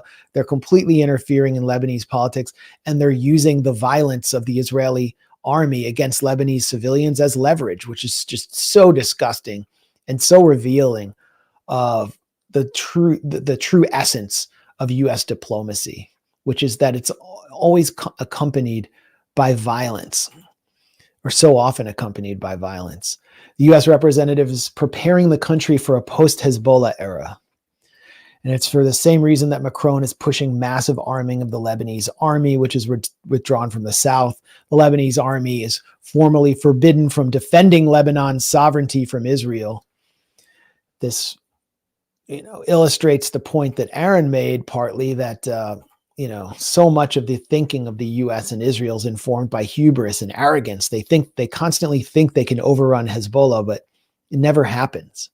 And now they're trying to prepare for the day after, but they can't get there. So they just kill more and more and more. But it also relates to what the U.S. envoy, Amos Hochstein, who is a former Israeli soldier, someone obviously with clear loyalties, and it's not to Lebanon, has been trying to do in Lebanon. He just decided not to visit there for some reason. He wasn't going to be treated very well, although he was just in the region. What he's trying to do is subvert Resolution 1701, the UN resolution from 2006, which prevents Israel from maintaining a military presence in the country and only requires Hezbollah to operate north of the Litani River. Hochstein has asked Lebanon to accept a ceasefire on the condition that Israel can continue to operate militarily inside the country whenever it feels threatened, which is insane. Who would accept that? And is demanding the full disarmament of Hezbollah, the only faction that defends Lebanon in a forceful way, in a major way, against Israeli violence, against Israeli violations of its sovereignty. So Hochstein is functioning as Israel's lawyer. Lisa Johnson is trying to pit Lebanese against each other. And we can clearly see that the U.S. is trying to escalate in order to de-escalate, which is a demented and failed formula for ending this war. And this will continue. There's no doubt in my mind that this will continue in a Kamala administration. It's all right there. The US media isn't really telling the story, though. You have to read translations, or if you read Arabic, you have to read Lebanese media. You got to go to Al-Akhbar, Al-Mayadeen.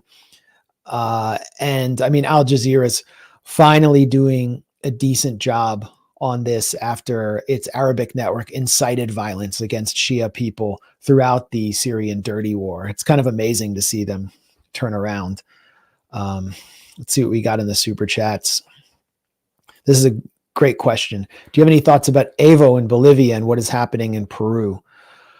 So Evo Morales was said to be the target of an assassination plot in the rural region of Cochabamba, where I visited. That's his power base. And that's the base of the MAS social movements, which are pitted against the MAS leadership in La Paz. Luis Arce, the president, and Evo Morales are locked in a brutal power struggle. And Evo is pointing the finger directly at Arce's people for this assassination attempt. And Arce and those who support him are claiming this was like a false flag Evo did to elicit sympathy for himself. Our video editor and contributor, Oscar Leon, who's from Ecuador and has done some incredible work for us on Latin America, has a new interview up about the assassination of a Honduran social leader and the role of the assassinations of Honduran social leaders in fueling mass migration from Honduras to the US. He reached out to Evo's people and they accepted an interview request. So I think we're going to actually have an interview up at the Grayzone with Evo Morales soon. I should check on that to see if it went down. Let me see what Oscar is saying. So we're waiting for the interview still with Evo, but we do have a good line to him, and we're hoping to clarify what happened there in Bolivia. Is Mohammed Deif dead? Mohammed Deif is a longtime leader of the Al-Qassam brigades, played a key role in professionalizing Al-Qassam, learning combined tactics like special forces operations, what we saw take place on October 7th, but also the small unit tactics that we're seeing destroy Israeli armor. And they call him Deif because he's like the guest. He's always on the run.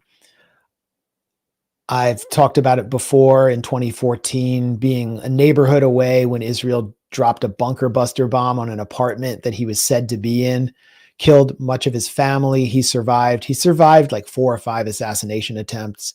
He's said to be disfigured. Israel claims to have killed him, dropping 4 to 5 bunker buster bombs on a tent encampment in central Gaza. And it's unclear to me what happened there. But while I was in Istanbul at a conference on Palestine, I had the chance to interview Osama Hamdan, who is in the country, who is a veteran member of the Hamas Politburo. The interview is on our YouTube channel. You can watch it right now. And I mentioned that Dave had been killed, and he countered me and said, no, Dave is alive and he is fighting with his men. So I don't know what to believe there, but you have a veteran member of Hamas, someone who's really been in Beirut the whole time. He's not like on the ground like Sinwar was. So I don't know what he knows, but he is insisting that Dave is alive. What else do we got?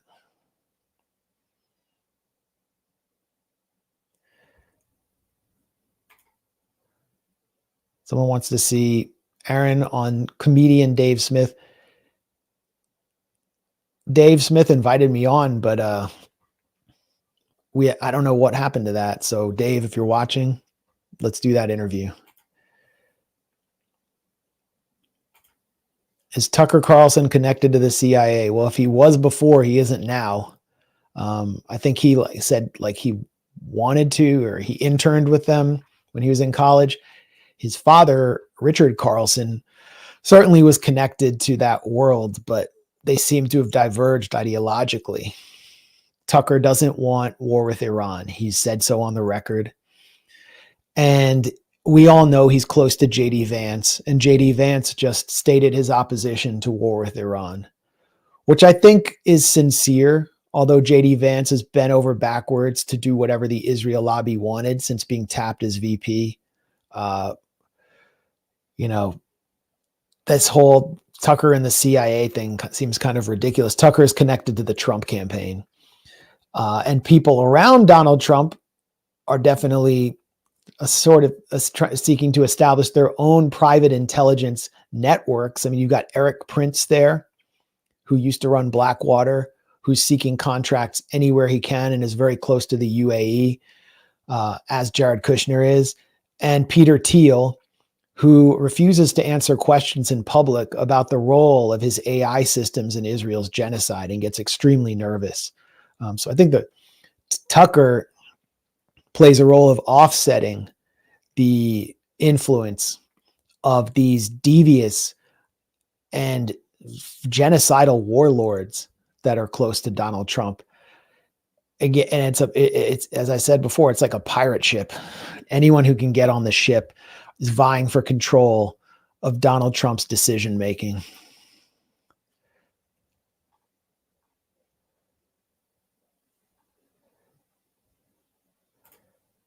Do new Chinese 3 nano chips push the Pentagon's war deadline up, or is it now clear to them that the tech gap is closing 5 to 10 years faster than estimated? Without having prepared for this question, I would just say that if you look at the industrial policy put forward in this Biden administration with the CHIPS Act, which the Democrats pushed for, it was like the heart of their industrial policy. And what the Trump campaign is putting forward, they're both very similar. They're both protectionist, although Trump is emphasizing tariffs more. And it is about trying to slow down Chinese chip development and move the Taiwanese the Taiwanese chip plants to the United States in expectation of a possible war. We've reported on people, members of Trump's foreign policy team during his first administration actually calling for bombing the Taiwanese chip factories, which make the superconductors that everyone relies on in order to prevent China from seizing them in an invasion. But I don't really see a war deadline right now, and a war would be extraordinarily difficult for both sides to wage over Taiwan, extremely costly and painful, and would set back Chinese development. So, I mean, and the New York Times just ran a 2-page spread about how the Navy is wargaming scenarios for taking on China over the Taiwan Strait, and how it's going to use the Philippines and Japan to create avenues for attack, and how difficult it will be for China to get its ships and its amphibious landing crews across what would be like 100 miles of strait without getting bombarded. But then again, the Smith Richardson Foundation, which is this, they support a lot of neocon initiatives in Washington, has done war games of its own on how the U.S. would fare, and found, so from a very neoconservative estimate, the U.S. would lose an entire battle carrier group, including 20,000 men.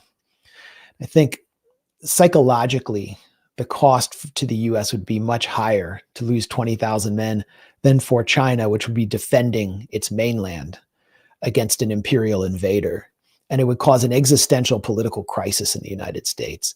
So I don't think the war deadline is moving up. I think the U.S. is just becoming more protectionist and trying to develop its own chip policy, which is tough for a country that has been drunk on outsourcing.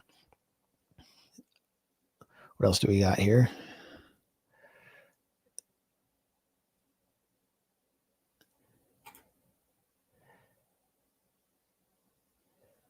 Any chance we can refer to October 7th as the Gaza ghetto uprising? Or you certainly can, if you want to.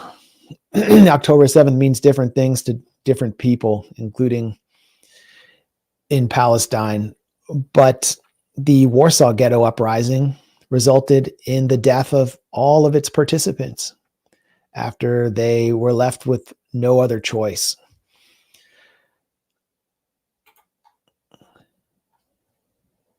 Mark Edelman, not the death of all of its participants, but most of them were slaughtered. Mark Edelman actually was involved in the Warsaw Ghetto resistance.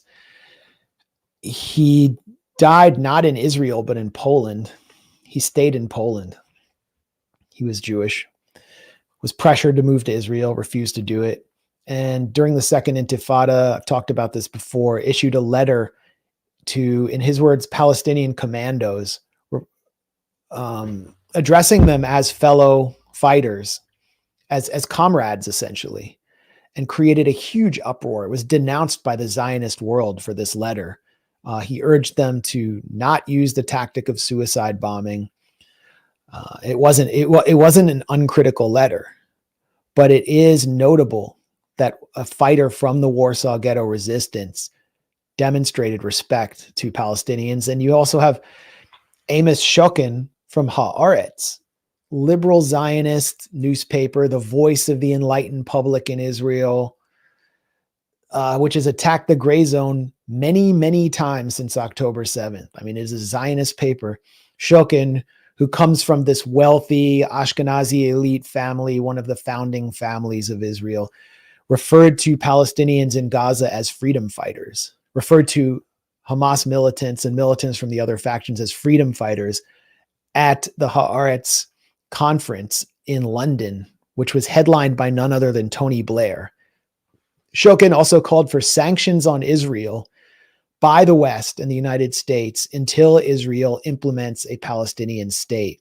And the Israeli Interior Ministry has broken all ties with Haaretz as a result. So, I mean, all of these seemingly radical expressions, October 7th as a Gaza ghetto uprising, are becoming more and more mainstream, I'd say. I mean, what do you think they're fighting for? What are they really fighting for there? They're just fighting to kill Jews. It's just for fun. They like killing ravers. They hate raves that much. I don't think Hamas hates raves as much as Joe Biden. Joe Biden actually went before the Senate and called to arrest rave promoters and bulldoze rave centers. Just go look online. You'll find the video of Joe Biden calling for the bulldozing of raves and the arresting of rave promoters back when he was lucid and was a member of the Senate. Then go read Yahya Sinwar's novel, The Thorn in the Carnation, which he smuggled out of prison. I'm almost done with it. And it's pretty clear why they're fighting. They're fighting for the same reason South Africans fought in the African National Congress or with SWAPO, why Angola fought, why Cubans went to Angola to fight, why the Irish Republican Army fought. It's the same thing. When I interviewed Osama Hamdan from Hamas, he echoed the language deliberately, the language of Mandela, and he kept referring to our long road to freedom. So it's pretty clear why they're fighting. What happened to Russell Bentley? That's a great question. Russell Bentley, we interviewed him here. He was they called him Cowboy. He was an American who went to fight in Donbass with the Novorossiya army. He was an American communist from Texas who was sort of a renegade in the US and went to kind of put his money where his mouth was and fight against the Ukrainian nationalist and Nazi forces on behalf of a communist faction in the Donbass region before it was annexed by Russia from 2015 on. And, he got old and too old to fight on the front lines. So he did what he called information operations, and gave us some interesting interviews. He predicted Russia's invasion in February 2022 when I interviewed him. He said they're going to invade imminently. A lot of people were denying it at the time. He was killed in a very brutal way.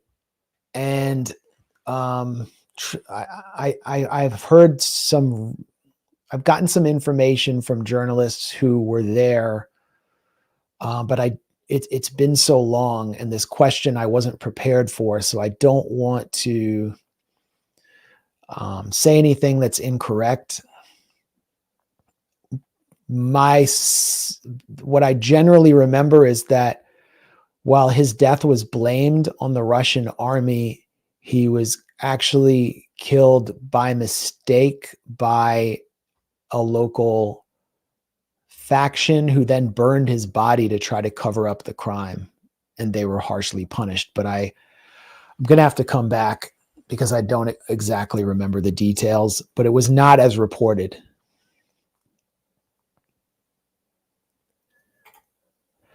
Thoughts on Australia's antagonistic posture to its biggest trading partner, China, on behalf of U.S. hegemony, reminiscent of Germany's suicide? Well, definitely the U.S. wants to fight China down to the last Australian and Filipino and Japanese person. I mean, they're going to be on the front lines, and the U.S. is far away. Maybe some of its Pacific islands will be hit. And it's ASPI, the Australian Strategic Policy Institute, which is pushing for these kinds of wars. And ASPI, where does it get its funding from? It's not really Australian. They do get money from, I think, the Australian Foreign Ministry, but a lot of their money is coming from the State Department and from the arms industry to put forward position papers, and bring on former Australian defense officials as experts to argue for a more aggressive defense policy towards China. So, and that's happening across Australia with US influence, pushing Australia to be more hostile towards its neighbor. And you'll get a more hostile posture from Sydney than you do from Melbourne, just because of the proximity to Asia. But it's sickening to see Japan's constitution be sacrificed. What is it? Article 9 of its constitution, which formally defines Japan after the war as a pacifist country that will never again invest heavily in its offensive military. The U.S. is openly saying that Japan's constitution needs to be updated, they say, or modified. I mean, I see these officials come on Fareed Zakaria on CNN every Sunday and say that their constitution's a problem. It's in the way. They're trying to subvert the Japanese constitution in order to sacrifice that country to make war. And there's no internal resistance from the Japanese leadership, because what are they? The Liberal Democratic Party that has ruled for all but like 2 or 4 years of Japanese post-war history was created and funded by the CIA. They have no sovereignty. Just imagine a foreign country telling Americans what their constitution should be. It's really twisted. Will Iran retaliate against Israel for their recent attack? That's what Iran's foreign minister is saying.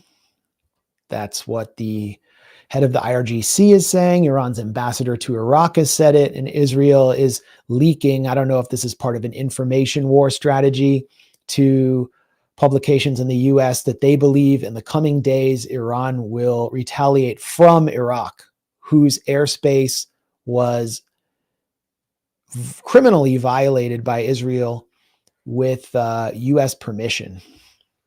The US has bases there. Who knows what form Iran's retaliation will take? But here's the important, I think it's crunch time for the Iranians because of what Israel is saying about its most recent attack on Iran. What are they saying? Everybody, if you're like in the Grayzone mix and you have like a certain algorithm on your Twitter X account or you're following certain Telegram channels, which are valuable, most of them were saying it was a failed Israeli attack, this recent attack on Iran, and that it was a big nothing burger. It's to be laughed at. The Israelis are saying that they destroyed a dozen planetary mixers for solid fuel for Iran's ballistic missiles, which means that they have set back their ballistic missile program and drone program anywhere from 3 to 12 months. And that they can do more because they destroyed 3 to 4 S-300 batteries, which were supposed to protect Tehran and other sensitive areas, including around Iran's nuclear facilities, so that Iran is naked. I mean, this is what Ronan Bergman, who is a channel for the Israeli military intelligence apparatus at the New York Times, has been saying. The Washington Post claims to have reviewed satellite images showing 2 S-300 batteries were taken out. So that, if true, is significant. And now it's time for Iran to put that narrative to bed and show what it has and show that it can actually substantially continue to damage Israel in order to maintain its deterrence, or its deterrence is lost. And there's pressure on Netanyahu from within the Likud party to immediately strike Iran's nuclear facilities, which would lead to regional war. But if Israel can do it without any problem, then Iran is on the back foot in a regional war. So we're entering a critical period. Iran's foreign ministry has suggested, no, I don't want to say that and not be accurate. We're here, there are like ruminations that the Iranian retaliation will be before election day in the US. So this is, I think, these are this is a really pivotal period. Joe Biden's father escaped the kibbutz on October 7th. I think Biden did say something to that effect. I'm not reading the comments now, but if anyone wants to correct me, I think that was one of the Biden's gaffes, was that his father was in a kibbutz on October 7th. Does a second Trump presidency mean friendlier relationship with Russia, and would Trump visit Russia? I don't think Putin and the Kremlin believe that it will mean friendlier relations, and they've basically given up on the U.S. There's no possibility from their point of view of a kind of restart, new start treaty with the U.S., bring the U.S. back to the table to negotiate a new intermediate range ballistic missile treaty, things that would be good for humanity, because of what happened in Trump's presidency, where he held this summit, but it only led to deepening acrimony between the US and Russia because of the inertia and pressure from the so-called deep state, the national security state. And Vladimir Putin has openly said it doesn't matter who's president in the US, the national security state controls them. Now we have 700 national security state former officials lining up behind Kamala Harris. So it's very clear things will get much worse with Russia under her leadership. But Donald Trump always has this boomerang effect where anytime he says anything about negotiating with Russia, about doing real diplomacy, turning down the temperature, which would be good for humanity, it leads to a firestorm of attacks and investigations. So no, I don't think it will mean, I don't think it will mean a friendlier relationship with Russia, and that the US will not turn away from this policy until it starts to lose control over the global financial system when an alliance like BRICS is strengthened and the dollar begins to lose its hegemonic position. Then the US will start to rethink this policy. But I mean, they should have rethought it after the failed sanctions on Russia in response to Ukraine, which have contributed to inflation in the US, higher gas prices, higher consumer good prices, and not reduce the ruble to rubble as Biden said they would. There's no thinking here in Washington. It's all just justification for military action. So good to see Jeremy Lafredo back home as usual. Thank you, Lavender Eucalyptus. Yes, and here's again how you can support Jeremy Lafredo. We have a spot fund. We're raising money for Jeremy. We're 1/3 of the way from our goal, and some really generous donations there. And this is just to support Jeremy's future projects. This is to pay for his next year of journalism. And his journalism is some of the most consequential reporting that we've published at the Grayzone over this past year. I mean, it's just raw, pure, on-the-ground reporting that the mainstream press refuses to do. That obviously wound him up getting charged with a national security crime in Israel after violating no laws, which carries a maximum penalty of death or life in prison. So we're definitely relieved that he's back in the US. But reporting on not just Israeli crimes, but reporting on Israel clearly is a dangerous business.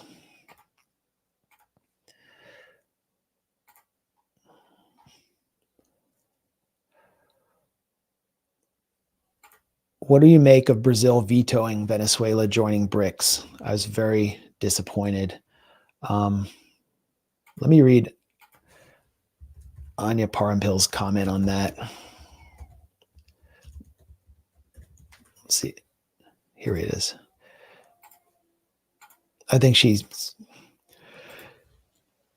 speaks for me here and gave a really succinct response. Brazil vetoed Venezuela's entry into BRICS, effectively blocking Caracas from necessary sanctions relief. This move also prevented the country with the world's largest oil and gold deposits from entering what is supposedly a new global financial order based largely on national resource trade. Lula did this after begging BRICS nations in South Africa to admit Argentina, this is a great point, to the group last year, despite the fact it was clear Milei, a slave of Western bankers, was coming to power in Buenos Aires. Lula is either incompetent or more controlled by Washington than we realize. Let's not forget the State Department backed his victory. And that is true. Pepe Escobar, who's Brazilian, was actually on several panels with me at this recent conference in Istanbul, hosted by the Center for Islamic and Global Affairs. And Pepe referred to Lula as a Democratic Party State Department controlled, his administration as basically controlled by the Biden State Department. He called it like Biden 2.0. I'm not going to proclaim to be a Brazil expert, but it is clear that when she was in this State Department, Victoria Nuland went to Brazil to warn Bolsonaro about election season hijinks and was leaning on a Lula victory.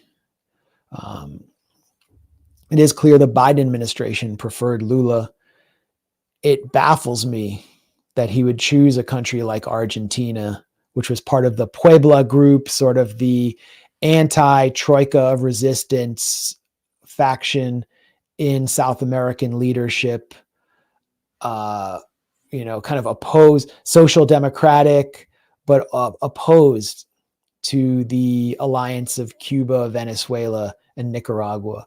Lula has viciously attacked Daniel Ortega in Nicaragua, leading Ortega to declare that there's no reason that we should take Lula seriously anymore. And then this happened, where they kept Venezuela out of BRICS. And Venezuela's vast resource wealth clearly would have strengthened BRICS. So we can also, I also look at the Twitter ban in Brazil as a laboratory for what a Kamala Harris administration would like to do with Twitter, X, and social media. And she's spoken about her desire to quote unquote regulate social media. The Democrats are more censorious when it comes to social media. They see it as a threat. They believe traditional corporate legacy media are their propaganda organs, and they want to shut down all other narratives. John Kerry went to Davos and basically sat on Klaus Schwab's lap and said that the Constitution is getting in the way of us being able to promote consensus for our policy choices because of the advent of social media. So it's clear what they want to do. But Brazil was the first country under a judge's order, Moraes, to shut down Twitter for a period.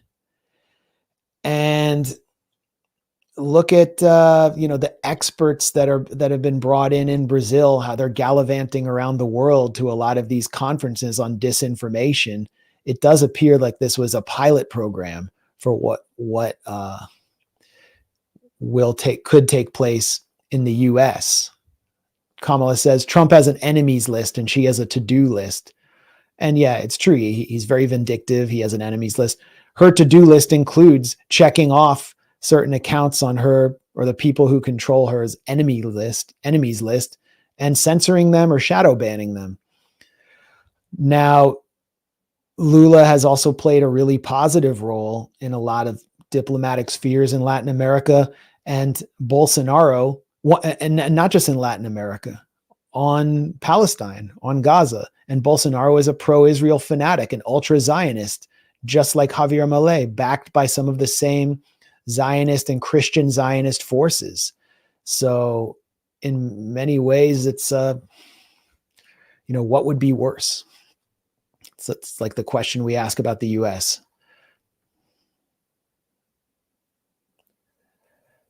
That's a good comment. India vetoed Turkey's BRICS entry because of Turkey's ties to Pakistan. Depressing. Yeah, highlights a lot of the internal contradictions and conflicts in BRICS. How is Israeli brutality and U.S. complicity in Israel's war crimes leading towards the consolidation of alliances in the Arab world? How will this affect the long-term outcome of the regional conflict? Well, obviously, if you consider that before October 7th, there was enormous momentum toward normalization between Israel and the Gulf monarchies, which are the wealthiest Arab states. Israeli brutality has invalidated that. Bob Woodward has this new book out. What's it called? War, some over-dramatic title, with accounts of quotes from Mohammed bin Salman, the Saudi crown prince, who said in private to, I believe it was Biden, that he doesn't actually care about the Palestinian issue, but that it's impossible for him to do normalization because citizens of his country would be up in arms and he would lose all credibility. So that says a lot. I mean, this is a guy who's willing to sell out to Israel and desperate to do so, but he can't do it since October 7th. And that clearly informed the attack. And Sinwar had said that that it was unacceptable to Palestinians to be cast into the dustbin of history by the so-called Abraham Accords. That was really the point of them. So that's off the table. Iran and Saudi Arabia recently held joint military drills. That's another sign of the failure of the Abraham Accords to this point. Now, it's true that Tony Blinken, formerly of the boutique consulting firm West Exec Advisors, as well as Tony Blair, who was a consultant to the UAE and to JP Morgan, which has tons of contracts with the UAE, that they're pushing a UAE option for the post-war plan in Gaza, that the United Arab Emirates will bring in some kind of mercenary forces and help establish this dictatorship backed by Israel, the West, and the Gulf states. But it's unclear whether that will even go through. Beyond that, you have this whole class of liberals in the Arab world, also in places like Turkey and in Muslim countries, all the way to Malaysia, which used to see the West as kind of a bastion of freedom.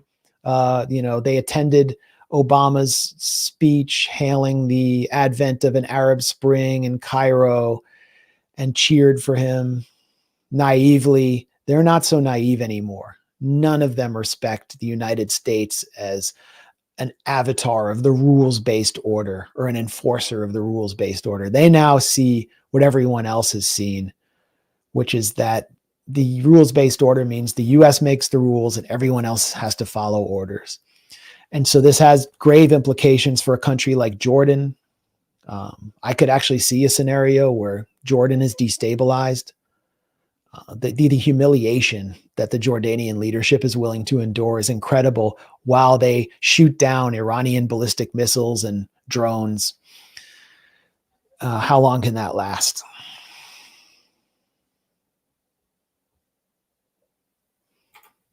This is just a comment.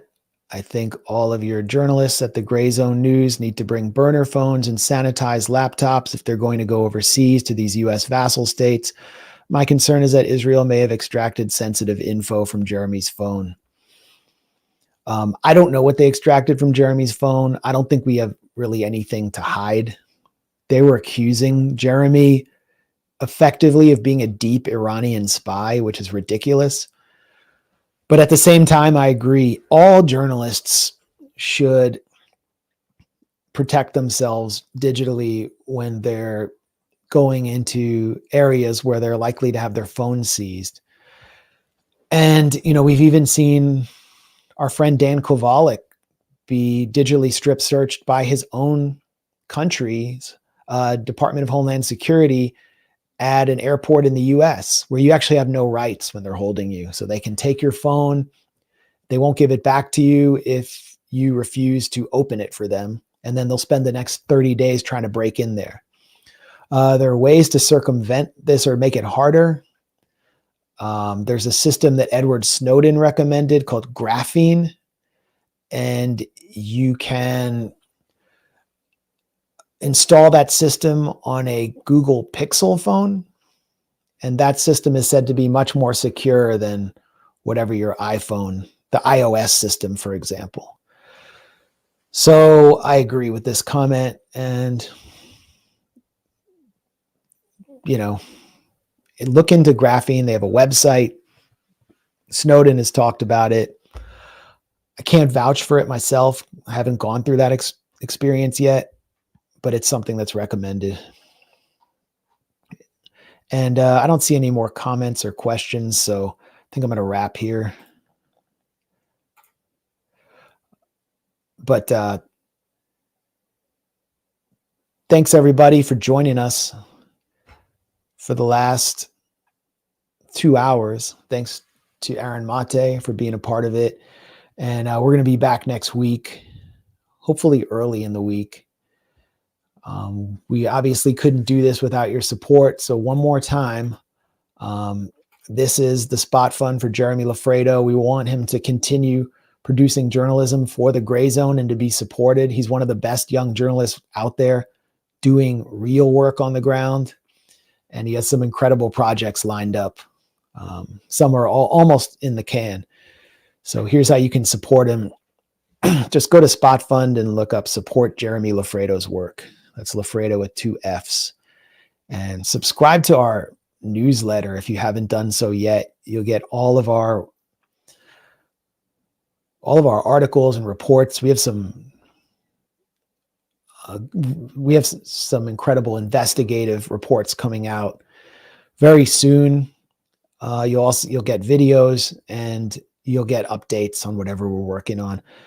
Subscribe to our YouTube channel. We're almost at 400,000 subscribers despite heavy suppression. Definitely follow us at Rumble, because that's the future there because of YouTube's censorious policies. And like this stream. And once again, thank you for your support, and for being here. And we'll see you before Election Day, at least for one more stream. Peace, everybody.